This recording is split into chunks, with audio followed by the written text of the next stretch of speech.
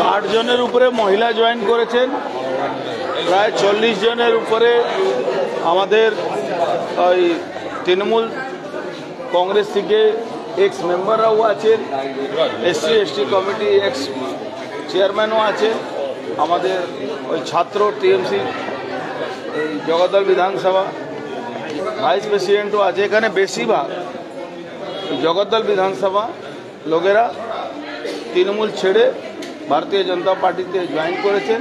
তৃণমূলের তোলাবাজি, তৃণমূল এক্সটর্শন, পুকুর ভরাট, মহিলাদের উপরে অত্যাচার, এক্সটর্শন করা, ওখানকার গুন্ডাদেরকে প্রশ্রয় দেওয়া, গুন্ডা রাজ কায়েম করা, এই সমস্ত যে অত্যাচার প্রতিবাদে তারা ভারতীয় জনতা পার্টিতে আজকে সবাই জয়েন করেছেন। ভারতীয় জনতা পার্টি পরিবারের সবাইকে আমরা স্বাগত জানাচ্ছি। অনেক কিছু হবে।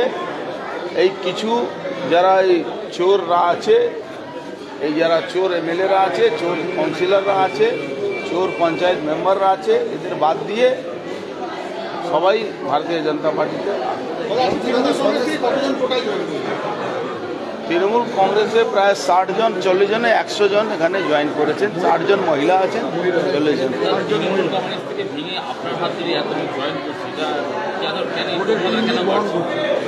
এটা কোনো হিসাব না। মানুষ মোদিজির উপরে আস্থা রাখছেন, ভারতীয় জনতা পার্টির উপরে আস্থা রাখছেন। পুলিশ আর গুন্ডাদের ভয়ে তারা তৃণমূল কংগ্রেসে ছিলেন, তারপরেও সম্মান নেই তাদের। যারা কোনোদিন তৃণমূল কংগ্রেস করেনি, তৎকাল তৃণমূল, তারা আজকে তৃণমূলের মাতব্বর হয়েছে। এই পার্থভৌমিক পয়সা নিয়ে সমস্ত লোককে পঞ্চায়েতের টিকিট দিয়েছে, মিউনিসিপ্যালিটির টিকিট দিয়েছে, তাদের থেকে লক্ষ লক্ষ টাকা নিয়ে এরা টিকিট দিয়েছিল। যারা দীর্ঘদিন ধরে সিপিএম হয়ে বা অন্য দল হয়ে আমাদের কর্মীদের উপরে, তৃণমূল কর্মীদের উপরে যারা হামলা করত, তাদেরকেই এখন তারা নেতৃত্ব হিসাবে দেখছিল। তাই জন্য তারা ডিসিশন নিয়েছে আর এই তৃণমূল কংগ্রেসে থাকবো না, ভারতীয় জনতা পার্টি। শেখ শাহজাহানের বন্ধু, ঘনিষ্ঠ বন্ধু, তার বাড়ি থেকে বিদেশি অস্ত্র এবং এনএসজি কমান্ডো নেমে তারা ডিসপোজাল করে। আমি আগেও বলেছি, 2 দিন আগে নৈহাটিতে অস্ত্র পাওয়া গেল, 2 দিন বোমা পাওয়া গেল, কয়েকশো বোমা পাওয়া গেছে। সে ওখানকার তৃণমূলের যে পার্থভূমিকে 2 রাইট হ্যান্ডের ব্যবস্থাতে বোমা রাখা ছিল। আমরা ওখানকার খবর পাই, ইলেকশন কমিশনকে জানাই, তারপরে ইলেকশন কমিশন এটাকে রিকভারি করিয়েছে।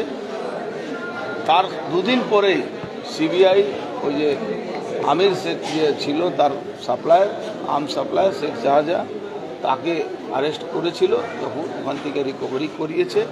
তারা সন্দেশখালীতে ব্যাপক পুলিশের অস্ত্র থেকে নিয়ে, বিদেশি অস্ত্র থেকে নিয়ে সবটাই পাওয়া গেছে।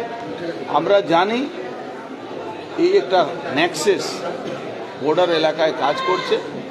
মমতা ব্যানার্জি সরকার নিজের সরকারে থাকার জন্য এই সমস্ত ক্রিমিনালদেরকে, টেররিস্টদেরকে তারা সুযোগ দিয়েছেন। তারা ভারতবর্ষের মানুষের উপরে তারা বিদেশি শক্তির সঙ্গে হাত মিলিয়ে তারা ভারতবর্ষের মানুষ উপরে অত্যাচার করত। মানুষ ইকট্ঠা হয়ে, সন্দেশখালীর মায়েরা দিদিরা ইকট্ঠা হয়ে যে প্রতিবাদ করেছেন, তারই প্রতিফলন। দেখুন, পুলিশের অস্ত্র আর বিদেশি অস্ত্রের মধ্যে তফাৎ আছে। পুলিশের অস্ত্র পুলিশ ছাড়া দেয় না। আমি আগেও বলেছি, আপনারা জানেন, এই লাটবাগান থেকে এই যারা পুলিশের যে ট্রেনিং সেন্টার আছে, ওখান থেকে এইসব পুলিশ অস্ত্রগুলো চুরি হয়, আর চুরি হয় বিক্রি হয়। বা কিছু পুলিশ অফিসাররা নিজের অস্ত্র গায়েব দেখিয়ে বলে হারিয়ে গেছে, সেই অস্ত্রগুলো বেচে দেয়। কিছু অসাধু শক্তি আছে, এর মধ্যে একটা বড় নেক্সাস আছে। এই যতগুলি অস্ত্র যারা আছে, এটা তো ধরুন দেশি অস্ত্রটা মিস্ত্রি তৈরি করে, কিন্তু গুলি কোনো মিস্ত্রি তৈরি করে, ওটা পুলিশের স্টোর থেকে এই মালগুলো অপরাধীদের কাছে।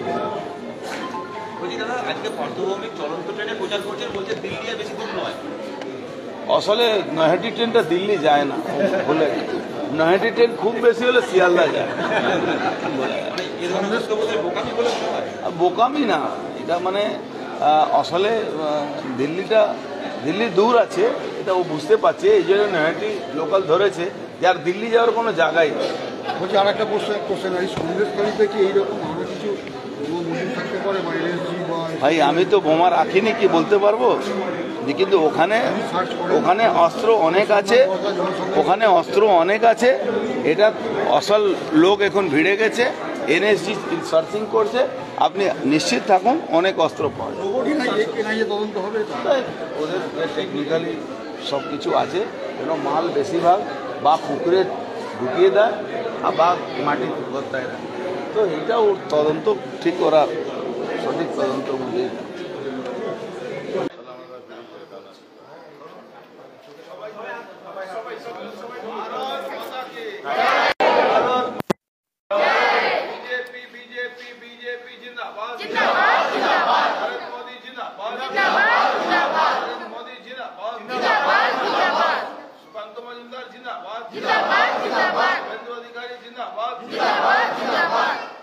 अर्जुन सिंह जिंदाबाद।